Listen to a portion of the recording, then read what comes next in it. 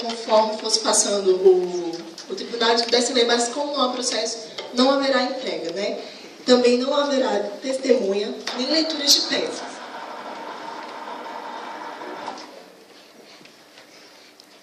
Certo? Tudo ok? Agora, eu concedo a palavra à promotoria pelo tempo máximo de 30 minutos. Pela lei, seria 1h30 para cada um, para a promotoria e para a defensoria, mas aqui, como o nosso tempo é reduzido, então serão 30 minutos de exposição oral para a promotoria, e adverto à defensoria que não poderá, em hipótese alguma, interromper. Não haverá, pela ordem, protesto, não haverá. Mantenha-se calados e pode, com a palavra, a promotoria.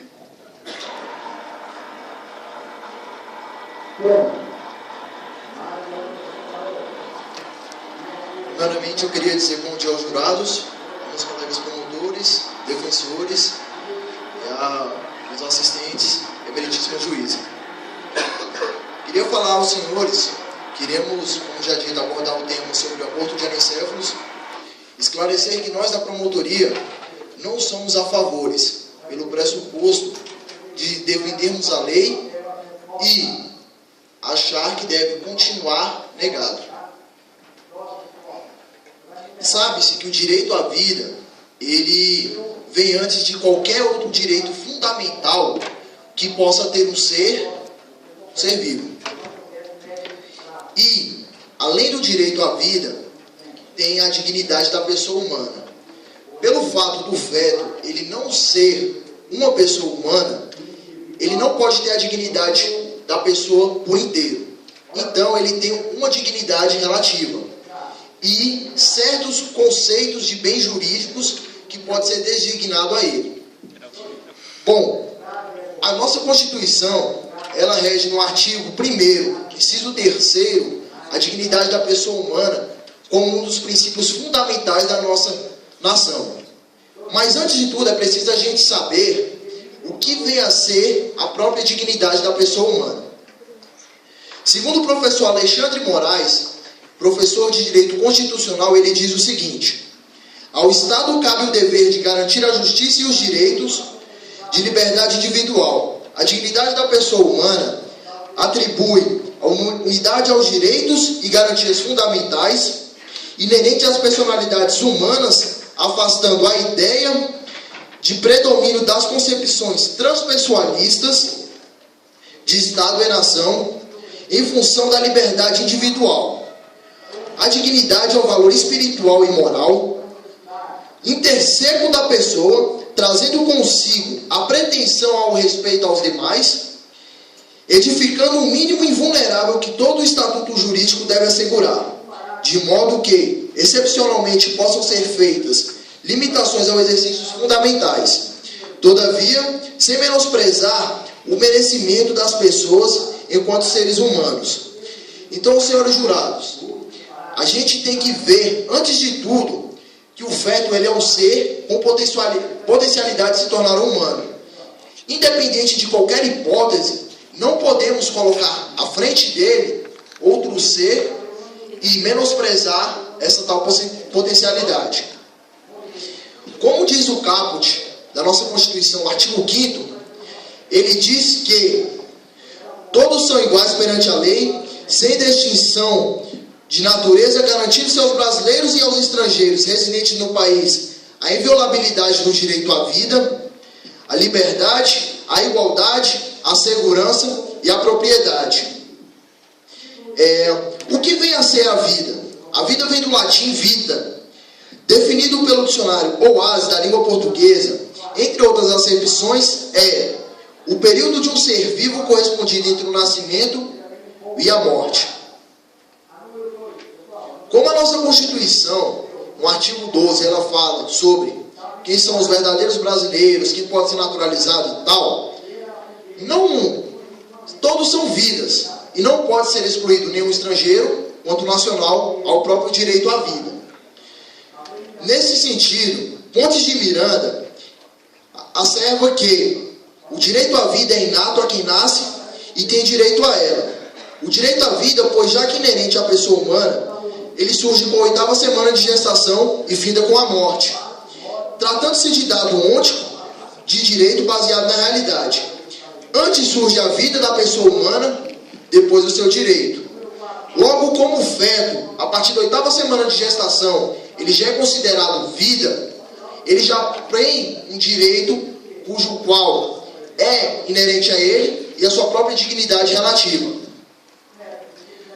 Não se trata aqui da gente fazer um profundo estudo ao crime de aborto, mas antes eu gostaria de lembrá-los que nosso Código Penal, nos artigos 124, 126, 125, 127, 128, a inciso 1 e 2, qualifica os tipos de crime para o aborto.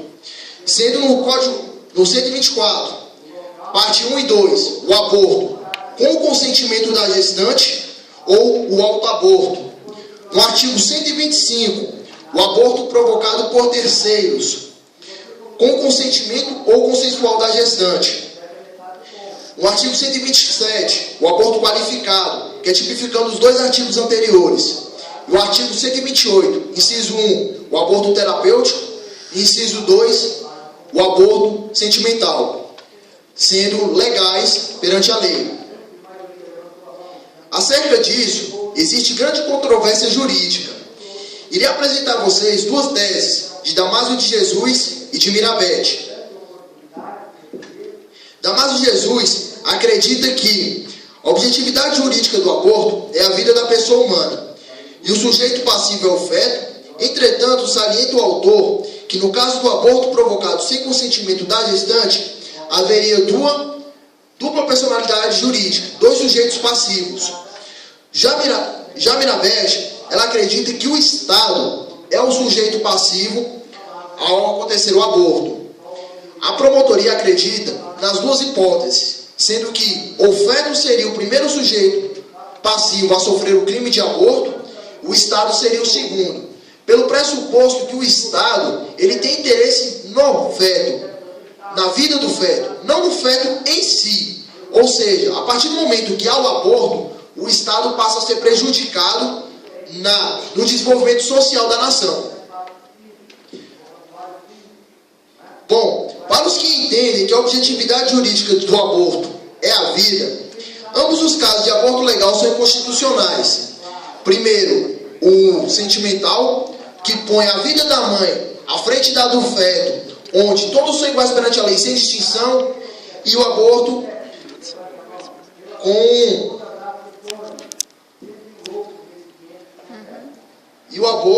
sentimental, pois ele infringe o direito à vida do feto. Se formos deixar que todo sentido for abrir brechas da Constituição para fazermos emendas e condições absurdas como a tal, que infringe o direito à vida, deixaria o Estado numa total desordem. Agora eu vou deixar uma questão para vocês, antes de eu passar a palavra à outra promotora. Se o nosso Estado é defensor do direito à vida, eu pergunto, o que seria então se a gente liberasse a eutanásia, como estamos querendo liberar o aborto de anencéfalos? Passa a palavra à promotora Larissa.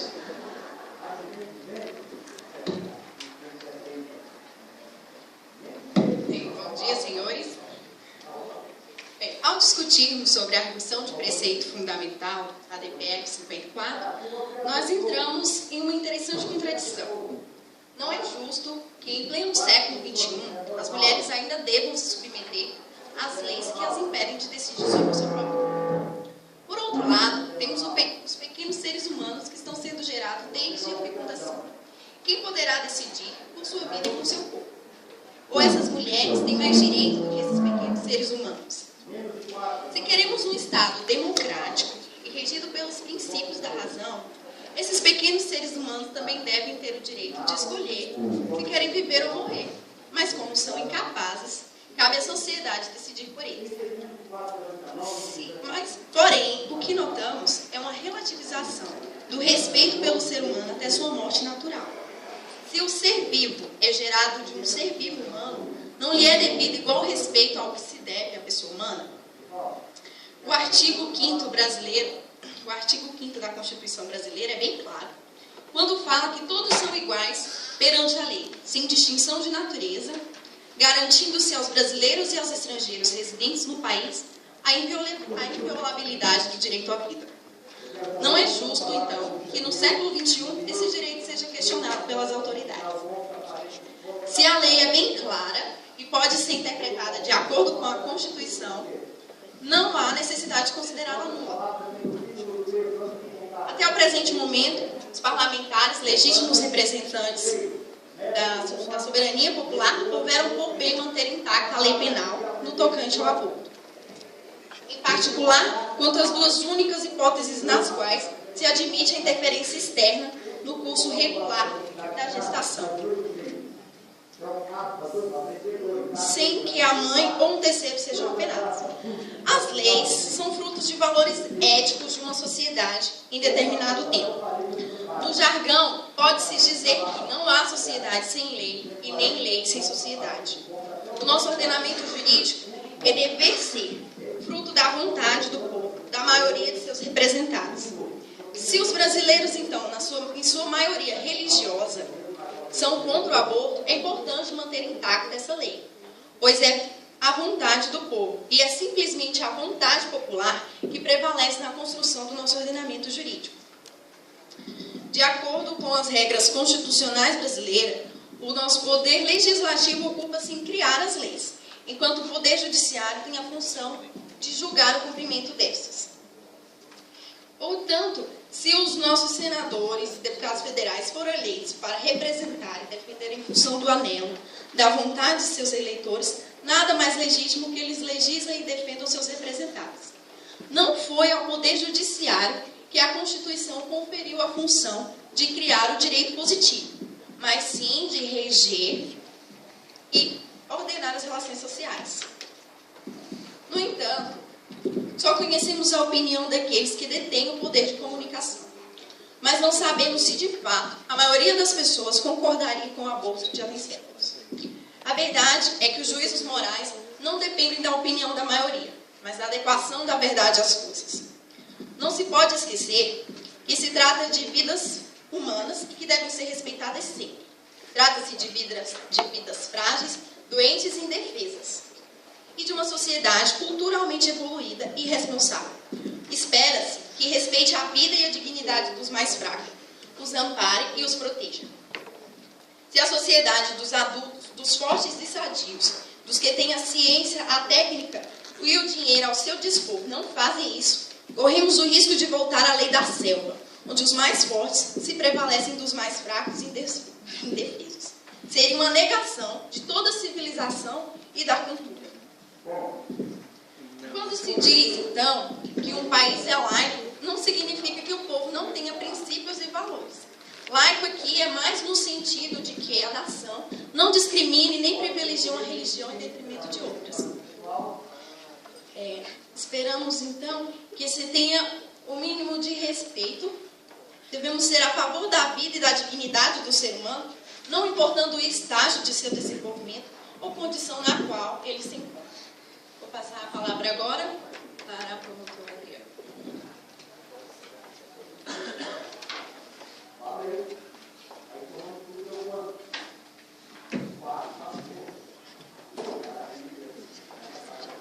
Primeiramente, bom dia a todos.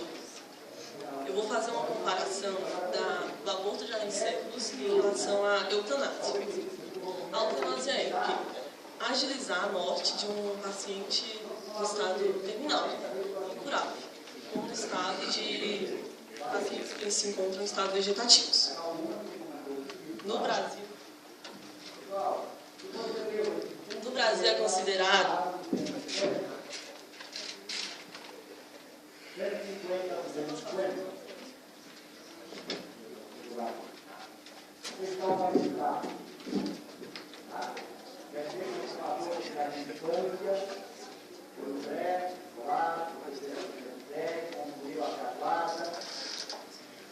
Tá nervoso.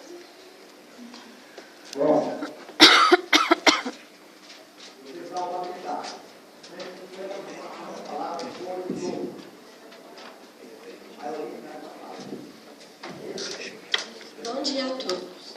Eu vou falar a respeito da eugenia.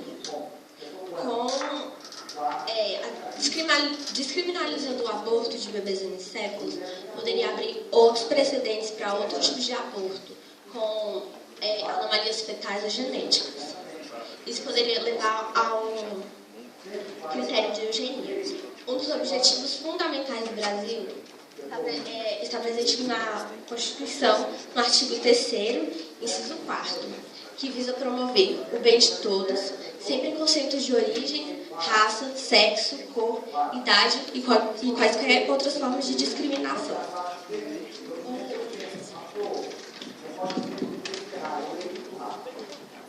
A eugenia é tido como controle populacional, onde as pessoas criam opiniões diferentes de caridade e de justiça e passam a discriminar pessoas com deficiências físicas e mentais. Isso foi muito utilizado na Segunda Guerra Mundial, onde o Hitler, como todo mundo sabe, dizimou milhares e milhares de pessoas. Pessoas judias, negras, homossexuais, fez várias espécies de experiência. A partir disso, criaram-se muitas ideias de superioridade da raça.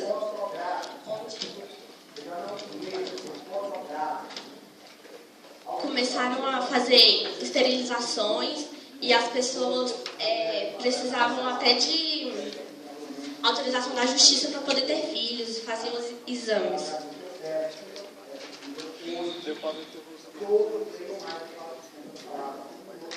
O que ocorre aos fetos anicéfalos é que na forma decisiva que eles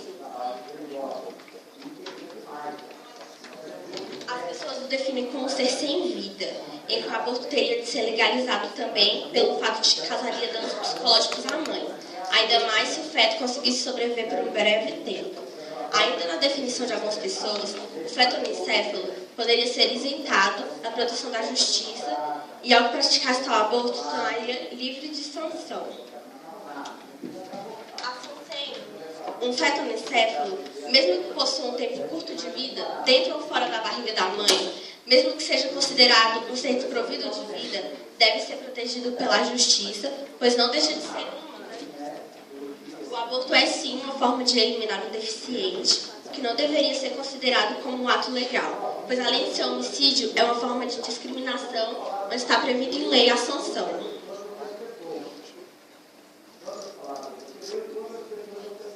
Até 2015, eles preveem que o aborto seja legalizado mundialmente.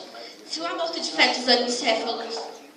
Vocês concordam que o aborto de fetos anicéfalos é um precedente para o aborto geral, de qualquer forma, seja com uma criança natural e sadia ou uma criança com problemas? É um precedente.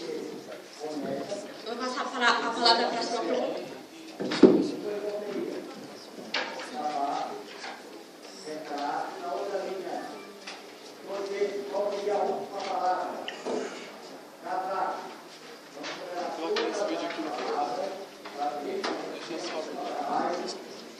Bom dia a todos. Eu vou falar sobre as formas de diagnóstico que se faz da anencefalia. A anencefalia, ela frequentemente é diagnosticada por ultrassom. Esse ultrassom é de alta acurácia e se baseia na ausência de calota craniana e o cérebro. Os cientistas dizem que esses bebês que sobrevivem, eles não levam a vida por muito tempo, podendo sobreviver apenas minutos após o nascimento. Entretanto, existem casos de bebês que sobreviveram até 2 anos após o nascimento. Um caso bastante famoso no Brasil foi o da Marcela de Jesus Ferreira. Ela foi diagnosticada no 4º mês de gestação com anencefalia. O médico fez vários exames para confirmar esse diagnóstico e passou também para outro médico que pudesse ajudar nesse diagnóstico. E foi realmente constatado que ela tinha anencefalia. A mãe decidiu por não abortar. Quando a Marcela nasceu, ela teve uma sobrevivência assim, que os médicos não acreditaram, mas assim, sendo anencéfala. Após o seu primeiro ano de vida, foi feito um novo diagnóstico. A Marcela ela tinha desenvolvido mesencéfalo, que foi caracterizado como se ela não fosse um bebê anencefalo. Se a mãe, ao receber o primeiro diagnóstico, tivesse optado por abortar, Marcela não teria vivido 1 ano, 8 meses e 12 dias que ela sobreviveu e morreu por causa adversa à anencefalia. Ela morreu porque ela aspirou leite, uma coisa que qualquer bebê poderia ter morrido. Outro caso é o da Vitória de Cristo. Durante sua gestação, ela também foi diagnosticada com anencefalia.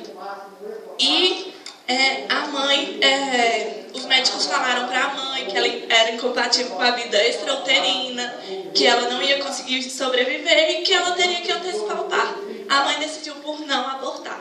Marcela viveu por 2 anos, 5 meses e 4 dias. E seu diagnóstico foi bastante polêmico por causa da sua sobrevivência, das suas reações, das suas expressões. Ela era uma bebê que engatinhava, ria com os pais. E o diagnóstico foi certo de que ela tinha anencefalia. O que as autoridades dizem hoje é que esses bebês não são anencéfalos. Porém, quantos bebês não foram mortos tendo sido diagnosticados com anencefalia? A definição exata do termo da anencefalia, ela não é correta. Porque a anencefalia não é uma malformação do tipo tudo ou nada. Ela pode ir de quadros a menos graves a indubitáveis quadros. Então, é uma prova de que um diagnóstico não é nada definitivo. O professor de bioética da Universidade Federal do Rio Grande do Sul, José Roberto Godin, afirma que esses bebês que sobrevivem, eles podem ter o movimento de engolir, de respirar e os movimentos cardíacos. Então, ele vive. Esses movimentos são possíveis porque vêm da estrutura do tronco cerebral, que não é atingido pela anomalia. Então, ele diz que é um equívoco afirmar que esses bebês são natimortos cerebrais. Enquanto para algumas mães é um peso levar essa gestação, para outras é completamente importante permitir que mesmo que haja morte, que essa morte seja uma morte natural, não ocasionada. Portanto, nós concluímos que não é seguro diagnosticar um bebê antecipadamente com qual tipo de anencefalia que ele tem, se ele irá sobreviver ou não. Porque tantos casos já viram que se desenvolveram e conseguiram sobreviver, então é um equívoco afirmar que a anencefalia resulta apenas em morte. Passar a palavra para a promotora Adriana. Não, peraí. Antes eu vou passar um relato dos pais da Vitória. Rapidinho, só. Vitória de Cristo é o nome dela e a história que vamos contar agora é impressionante. Ainda no pré-natal, Joana e Marcelo receberam uma notícia assustadora. O bebê tinha uma séria malformação cerebral. Bom, antes nós escutávamos que era para simplesmente antecipar o parto, ou seja, era para abortar, que ela é incompatível com a vida, que a mãe corria muito risco e que ela não poderia cumprir nada na vida. Eles me falaram que com certeza o melhor naquela situação era a gente antecipar o parto, a gente interromper a gravidez da Vitória. E assim começou a luta do casal pela vida da pequena Vitória. Desde o início a gente queria, eu falei que eu queria continuar com a gravidez, que eu amava minha filha, eu queria dar oportunidade a ela de nascer, de viver o tempo que ela pudesse viver. E não é por causa de uma malformação que a gente vai descartar. Não, bem pelo contrário, é aí que nós vimos que a gente precisava amar ainda mais, zelar ainda mais, né? E aceitar o plano de Deus para a nossa vida. Vitória nasceu e precisou ficar 5 meses na UTI neonatal com cuidados especiais. Foi nesse período que ela passou por uma cirurgia reparadora da caixa craniana e assim a possibilidade de Vitória ir para casa começou a ficar cada vez mais perto. E foi isso que aconteceu, para a surpresa de todos. Contra todas as previsões médicas, Vitória hoje, com 2 anos e 2 meses, se alimenta normalmente, engatinha com ajuda e recentemente começou a sorrir com as brincadeiras. Quando pergunto se a mãe se arrepende de não ter interrompido a gravidez, a resposta vem do coração. Em momento algum eu me arrependo. Teve momentos que eu tive medo, mas eu sentia que eu tinha que amá-la, eu sentia que eu tinha que cuidar dela. E quando ela nasceu, eu tive certeza absoluta de que eu tinha feito a coisa certa. Assim, quando eu a vi, eu vi, é um bebê, minha filha é uma criança. Como eu poderia ter interrompido? Como que poderia ter privado ela do direito dela de nascer, do direito dela de viver? Hoje, Joana e Marcelo ajudam outros pais com o mesmo problema e aconselham a não optarem pelo aborto, mesmo em caso de anencefalia. Assim, liberar o aborto é a mesma coisa de falar, a minha filha ela não tem potencial para fazer uma faculdade, por exemplo. Então vamos eliminá-la. Vamos matá-la?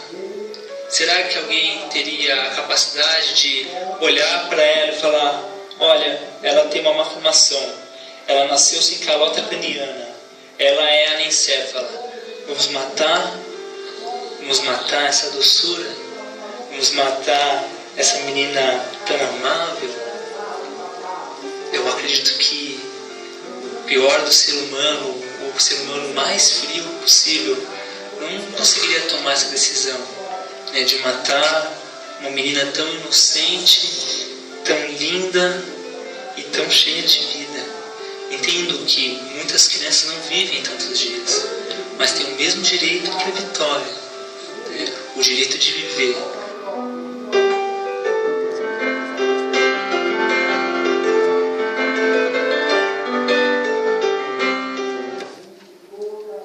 Bom, nesse caso, a gente viu que os pais relatam que é uma dor, é um sofrimento que qualquer pai poderia passar. Mas, como eles veem que uma vida não é mais importante que a outra, eles decidem, mesmo com pouco, achando que ela tem pouco tempo de vida, eles decidem continuar. E ela sobreviveu. A gente tem vários outros casos no Brasil de crianças que foram diagnosticadas e que sobreviveram. Esses 2 que eu mostrei são os mais famosos e que mais mexeram com as leis, assim, que as pessoas viram que realmente pode sobreviver. Porém, ainda há aquilo que a maioria das crianças não sobrevivem. O que a gente tem que pensar é quando a gente vai saber se vai sobreviver ou não. É deixando esse feto se desenvolver, é deixando esse feto nascer e ver até onde vai, e se a morte acontecer, que seja uma morte natural. Como a gente vai ter que improvisar um pouco, eu vou passar um relato da Marcela também, que foi o bebê que viveu por 1 ano e 8 meses. E esse relato, tem o relato dos médicos que diagnosticaram, e é mais assim, mais técnico. Então, que prestem bastante atenção no que os médicos dizem, porque é o que se diz a todos os pais de bebês anencéfalos. A promotoria tem 1 minuto para encerrar. 1 minuto. Terminou 1 minuto, eu vou pedir que o médico dela, ginecologista, chamou eu lá para falar. Aí eu caí numa situação muito difícil, muito complicada para poder chegar em casa e falar para elas. Aí eu cheguei, não tive coragem não. Foi uns 3 dias para poder falar. Quando ela veio começar o pré-natal, através de um ultrassom, eu fiz um diagnóstico de anencefalia. Posteriormente, eu mandei ela retornar dentro de 1 semana, repeti novamente o ultrassom, foi confirmado. Mandei posteriormente para outro colega para também não ter dúvidas sobre o diagnóstico, e a partir daí nós mandamos ela para acompanhamento em franco na gestação de alto risco.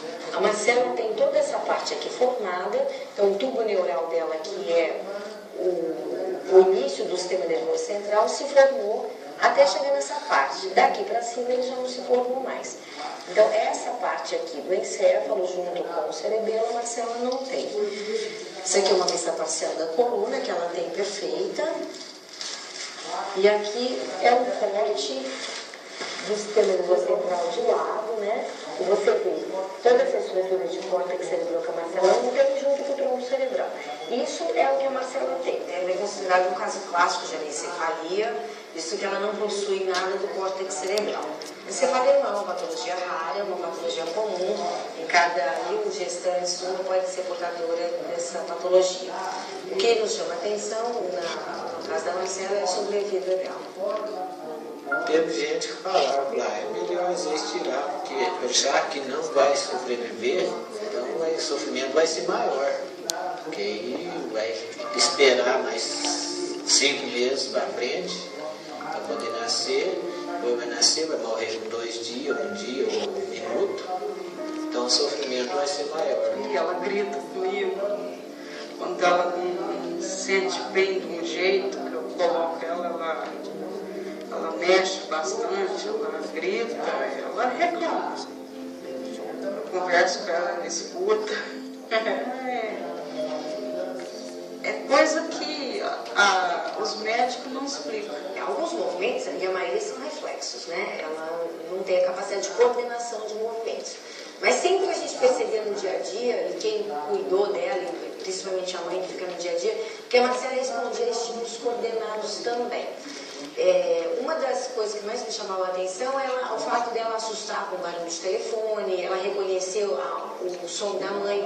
As poucas vezes que nós tiramos ela de perto da mãe para fazer os exames, que foram as ressonâncias magnéticas, ela chorou, ela ficou muito agitada e era assim uma incógnita. Nos exames do último ressonância, a gente teve uma resposta científica, porque a Marcela possui todo o conduto auditivo perfeito. Então, a Marcela, sem entender que ela não tem onde processar esses dados, ela escuta. E isso é uma das explicações por ela ter esse contato tão importante com a mãe, ela perceber a presença da mãe. A Marcela escuta, mesmo sem entender. E até quando que isso, assim... porque ela tem toda a coluna, a medula dela é toda formada, toda perfeita. Então ela tem sensação de dor, ela tem sensação de calor. Ela não tem onde processar essas informações devido à ausência do córtex cerebral. Eu fico muito triste quando saem umas reportagens que falam que a Marcela não sente, não tem assim gosto. Porque eu coloco laranja na boca dela, assim, na sonda, ela sente, ela não gosta de laranja. Ela não gosta de laranja, não gosta de beterraba. É boa ela ficar cuspindo, ela não gosta. Eu acho que ela sente e muito. E graças a Deus estou aqui com a minha gordinha forte no berço a cada dia. Meritíssimo, devido a um fator que teve aqui imprevisto, gostaria de pedir mais 2 minutos só para esclarecer um tema que a gente ia abordar e ficou vago, só me permite? Deferido. Senhores, como antes de eu passar a palavra a outra promotora, eu deixei uma questão em aberto com os senhores sobre a eutanásia.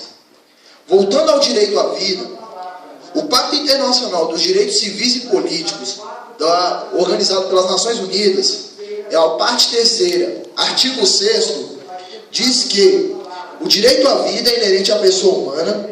Esse direito deverá ser protegido pela lei e ninguém poderá ser arbitrariamente privado de sua vida. A gente sabe que o feto, ele ainda não é um ser vivo e, como eu já disse, tem potencialidade para ser um. Não pode ser enquadrado nos termos da lei, no artigo 121 do Código Penal, como homicídio, que é o caso da eutanásia.